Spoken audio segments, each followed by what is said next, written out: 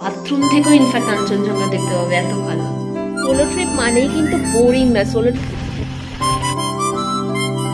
আমি তো সত্যি কথাই বলবো, আমি 5 বছর পর আবার আসলাম। নমস্কার, আমি এশা আর তোমরা দেখছো কনফিউজড ওয়ান্ডারলাস্ট।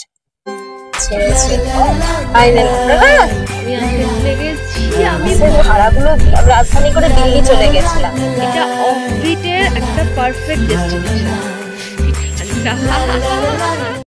হ্যালো কিউট বন্ধুরা, তো আবারও যাচ্ছি আমি আরেকটা সোলো ট্রিপে, মানে এই বছরে 3 নম্বর সোলো ট্রিপ। ওটা আমার প্রথমটা তো ভিডিও আমি এখনো দিইনি, দ্বিতীয়টা যেটা পুরীর, যেটা এই রিসেন্টলি এসেছে, ভিডিও দিয়ে দিয়েছি। তোমরা দেখেছো নাকি না, যদি না রাখো তাহলে দেখে নাও। আর তবে এবার যাচ্ছি এই 3 নম্বর সোলো ট্রিপে, আমি যাচ্ছি পাহাড়ে। কোথায় যাচ্ছি কি যাচ্ছি বলছি। অ্যাকচুয়ালি এটা আমি একটা জায়গায় যাচ্ছি না, 3-4টে জায়গায় যাচ্ছি পরপর। তো সবকটার ভিডিও আমি দেবো। অনলাইনে আগে থেকে বুক করা বাসের টাইমিং আন্দাজে বাড়ি থেকে বেরিয়ে পড়ি। এবার তবে হাতে সময় নিয়েই বেরোই। স্প্ল্যানেড স্টেশনে ঠিক 7 নম্বর গেট দিয়ে উঠে পেয়ে গেছিলাম বাস স্ট্যান্ড। এটা হচ্ছে দূরপাল্লার বাস বা লং ডিস্টেন্স জার্নির বাস স্ট্যান্ড। আমি পৌঁছে গেছি স্প্ল্যানেড বাস স্ট্যান্ডের এখানে, আর পুরো রীতিমতো আমি ঘামছি, এত গরম। আর আমার সামনে এখানে বাসগুলো, সব বাসে দিয়ে কি আওয়াজ আসছে জানি না, প্রচন্ড। এখানে তো সব বাস এদিকে চলে এসছে। তো আমার বাস দেখি এখানে ওয়াশরুম কোথায় আছে সেটাও দেখতে হবে। একবার যাই, কেন কি নেক্সট দাঁড়াবে হচ্ছে সেই 10টা, তার আগে দাঁড়াবে না। দেখুন মডার্ন, ওইদিকে রুবি পরিবহন আছে। এইটা আমার বাস এক্সপ্রেস লাইন, এইটা হচ্ছে এক্সপ্রেস লাইনের বাস। আর এখানে আছে, দেখে আগে একটু জল, কোল্ড ড্রিঙ্কস কিছু নেই, ওটা হচ্ছে এটিয়ানা। তারপরে ওয়াশরুম দেখতে পেয়েছি কোথায়, এই যে আমি দেখাচ্ছি। এই যে এখান দিয়ে হচ্ছে আপনার এক্সপ্রেস লাইন, তারপর সব দূরপাল্লা প্রাইভেট গাড়িগুলোর তার ঠিক পাশে এখানে যে স্টেট গভর্নমেন্টের যেগুলো WBS, SBSTC, তারপরে WBTC, এই বাসগুলো এখান থেকে ছাড়া। আর বাথরুমটা ঠিক এখানে। উল্টো দিকে এইসব দোকান আছে, পিয়ারলেস হসপিটাল ওইখানটায়। কলকাতা থেকে শিলিগুড়ি যাওয়ার এই এক্সপ্রেস লাইন বাসটা কিন্তু দেখতে বেশ স্টাইলিশ। ভেতরটা পরিষ্কার পরিচ্ছন্ন ছিল। আমি বুক করেছিলাম express line Volvo sleeper bus. Single আর ডাবল দুটো সিটই আছে। আমি বুক করেছিলাম লোয়ার সিঙ্গেল সিট। সিটে উঠেই প্রথমে দেখি ছিল একটা টিভি, ছিল হেডফোন, ওয়াইফাইও আছে, ব্ল্যাঙ্কেট দিয়েছিল আর বালিশও দিয়েছিল। ব্ল্যাঙ্কেট, বালিশ আর চাদর তিনটেই কিন্তু বেশ পরিষ্কার ছিল। স্প্ল্যানেড থেকে বাসটা ঠিক সময় মতন ছেড়ে দিয়েছে সন্ধ্যা 6টা 40-এ। শিলিগুড়িতে পৌঁছানোর কথা হচ্ছে 7টা 40। নেক্সট অফিস হচ্ছে বাগুইহাটি, তারপর দাঁড়াবে হচ্ছে এয়ারপোর্টে, তারপর দাঁড়াবে বলছে বিরাটি মধ্যমগ্রাম। তো তারপর আর মনে দেখতে হবে, দেখি বলতে পারবো কোথায় কোথায়। বেসিক্যালি আমি যেটা ভুল করেছিলাম সেটা হয়েছিলাম যে এই নাম্বারগুলো দেখছিলাম, তো আমি বলে এই নাম্বারগুলো না, বুকিং এর টাইমে যেটা দেওয়া থাকবে এইটা। এখন যেহেতু নর্থ বেঙ্গলের পিক সিজন, আমি এই পিক সিজনেই গেছিলাম, যার জন্য বাসের ভাড়া বাই গড এত বেশি। আমার বাসটা তবু একটু ডিসকাউন্টে পেয়েছি বলে কম, বাট শ্যামলী, তারপর বাকি অন্যান্য ইজি রাইড, এগুলো বাসগুলো প্রচুর দাম, 4000-5000 টাকা। এই টাকায় তো আমি মানে রাজধানীর 2 টায়ারে করে কলকাতা থেকে দিল্লি পৌঁছে যেতাম। আমি নিজেও ভাবতে পারিনি, এরকম প্রথম এক্সপিরিয়েন্স হয়েছে আমার। কিছুটা তো জার্নি করার পর এটা আমার পার্সোনাল মতে যে শু র্যাক দেওয়া উচিত ছিল টিভির বদলে, কেন কি ওয়াইফাই খুব একটা ভালো কোনো বাসেই কাজ করে না, লিমিটেড কাজ করে। তো যার ফলে শু র্যাক বা এমনি ছোট ব্যাগ বা সাইড ব্যাগ রাখার জন্য এরকম টাইপের উপরে র্যাক করলে টিভির জায়গাটাতে করলে বেটার হতো। স্প্ল্যানেড থেকে ওঠার সময় আমি 2টো চিপসের প্যাকেট আর একটা কোল্ড ড্রিঙ্কসের প্যাকেট নিয়ে নিয়েছিলাম। আর জলের বোতল তো বাসে দেবেই জানি। বাগুইহাটি ক্রস করার পর কমপ্লিমেন্টারি স্ন্যাক্স আর জলের বোতল নিয়ে চলে এসেছিল। ঠিক ভালো টাইমে খাবারটা চলে এসেছিল, কেন কি আমার বিশাল খিদে পেয়েছিল। যাই হোক, দিয়েছিল হচ্ছে একটা 500 মিলিলিটারের জলের বোতল আর জাস্ট বেকডের প্যাকেট। প্যাকেটের মধ্যে ছিল হচ্ছে একটা চিড়া ভাজা, তারপরে একটা কাজুর বিস্কিট আর একটা হচ্ছে কেকের প্যাকেট। তো যাই হোক, খুব খিদে পেয়ে গেছিলো বলে আমি খেয়েই নিয়েছিলাম। এইগুলোর আর কি খাবারের রিভিউ দেবো। তো যাই হোক, আমারও খুব খিদে পেয়ে গেছিলো বলে আমিও খেয়ে নিয়েছিলাম। এদিকে ওনাদের জিজ্ঞেস করেছিলাম সেকেন্ড টাইম জলের বোতল দেবো নাকি, তো ওনারা বলেছিল না। আমি খাবার প্রায় 1.5 থেকে 2 ঘন্টা বাদে চলে এসেছিলো কৃষ্ণনগর, যেখানে ডিনারের হল্ট দিয়েছিল।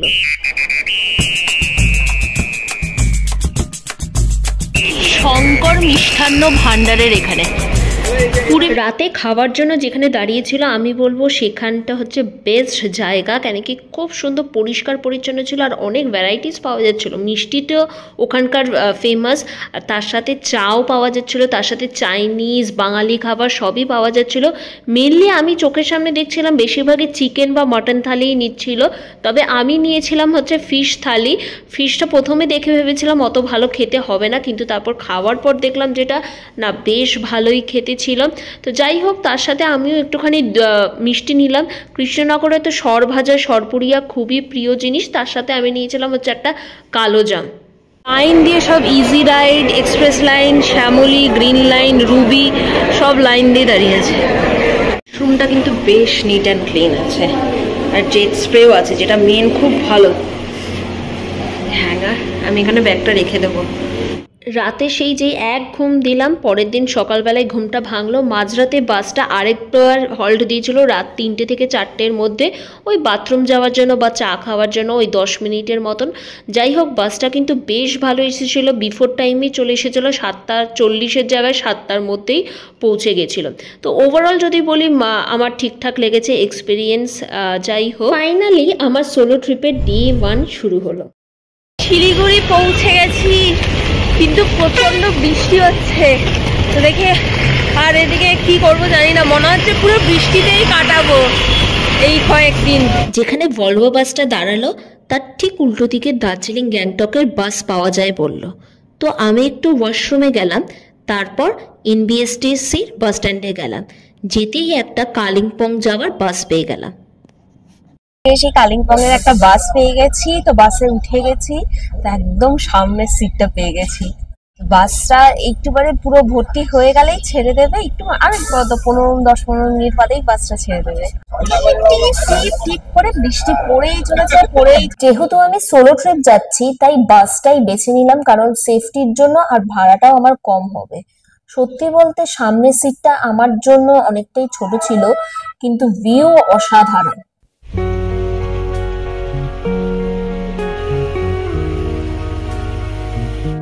যেটা দেখা হয়নি এখান থেকে আর কি কি বাস ছাড়ে, তো ওটা দেখার আর টাইমটা পাইনি, যেহেতু এসে এই বাসটা পেয়ে গেছি বলে আর করে। কালিম্পং থেকে যে আমার ওখানকার যে গাড়ি ছাড়বে সেখানটা হচ্ছে 12টার পর ছাড়বে পূর্ণ।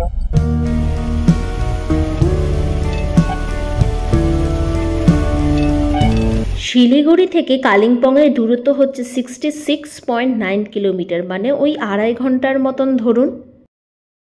কালিম্পং পৌঁছে গেছি, খুব ভালো পৌঁছেছি, 10:30টার মধ্যে, 2 ঘন্টা লাগলো জাস্ট। তো 111 টাকার মধ্যে দিয়েই আমি জাস্ট পৌঁছে গেছি। আর এখন বৃষ্টি পড়ছে, সবার আগে আমাকে একটা ছাতা নিতে হবে, তারপরে ব্রেকফাস্ট কিছু একটা করতে হবে। খাইনি, খুব খিদে পেয়ে গেছে। তো দেখি আগে ছাতা কোথায় পাই, ছাতার খোঁজ করবো, তারপর ছাতা নেওয়ার পর তারপর কিছু কোথাও একটা খাবো, বা আগে খাবো তারপর ছাতা খোঁজ করবো, কিছু একটা করবো আগে। আমি কালিম্পং বাস স্ট্যান্ডে আছি। এনবিএসসি যেটা শিলিগুড়ির বাস যেগুলো ছাড়ে সেগুলো এখানে দাঁড়ায়, ঠিক আছে। আর তার ঠিক এই দিকে যদি আসে একটু, এই বাস স্ট্যান্ড গুলো এখানটা দাঁড়ায়, একটু এগিয়ে আসলে এই যে এখানে Kalimpong Sikkim all highway bus stand. Gangtok যায়, নামচি যায়, রাবাংলা, পেলিং, মাঙ্গান, রাংপো, তো সব জায়গায় যায় দেখছি। যেখানে এনবিএসটিসির বাস দাঁড়ায় ওখান থেকে কিন্তু শেয়ার গাড়ি পাওয়া যায় পেলিং, মিরিক, জলদাপাড়া, লাভা, লোলেগাঁও সব কিছুর। জানি না আমার পটি পেয়েছে, কি করে ওয়াশরুম যেতে হবে, ওয়াশরুম কোথায় আছে জানি না, বলতে পারছি না, ওকে জিজ্ঞেস করতে। আশেপাশে কোনো খাবার দোকান ছিল না, হঠাৎ দেখলাম একটা ছোট্ট দোকানে লোকালরা খাচ্ছিল, সেটা দেখে আমিও চলে গেলাম, অর্ডার করলাম পর্ক মোমো, নিল 120 টাকা।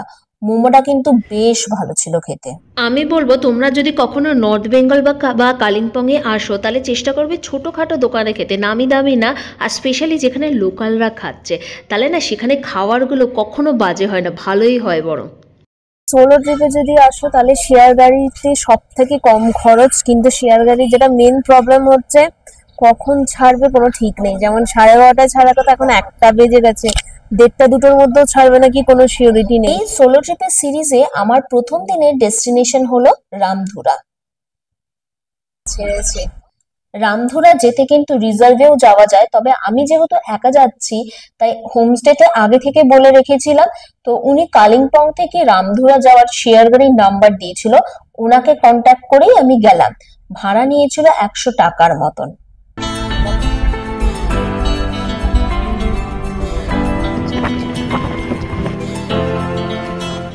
বৃষ্টির জন্য রাস্তাটা বেশ অ্যাডভেঞ্চারাস হয়ে গেছিল। এখন অব্দি ভিডিওটা ভালো লেগে থাকে তাহলে একটা লাইক করে দাও, শেয়ার করে দাও আর সাবস্ক্রাইব করে দাও, তাতে আমারও ভালো লাগে। আর পরের ভিডিওর জন্য রেডি থাকো।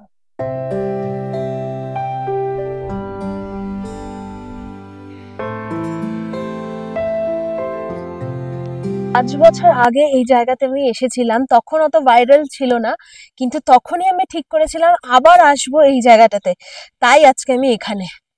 আমার একটা ভীষণ প্রিয় জায়গা। লকডাউনের আগে রামধুরার খালিং হোমস্টেতে একবার এসেছিলাম আমি, মা বাবা, সেজো মামি, মামুনরা সবাই মিলে। তখন এতটাই জায়গাটা ভাল লেগেছিল, কিন্তু তখন ব্লগার ছিলাম না, এখন ভিডিও করি। তো যাই হোক, আবারও এসেছি, অনেক দিনের ইচ্ছা ছিল। আর এখানে এসে অনেক অন্যান্য গেস্টদের সাথে আলাপ হয়েছে, একটা তারা ফ্যামিলির মতন হয়ে গেছিল। ওনাদের সাথে ইন্টারাকশন পরে দিচ্ছি। বেলা তখন 2:30 পেয়ে গেছে, আমি যখন পৌঁছেছি খুব খিদে পেয়ে গেছিলো, তাই লাঞ্চ করতে চলে গেলাম।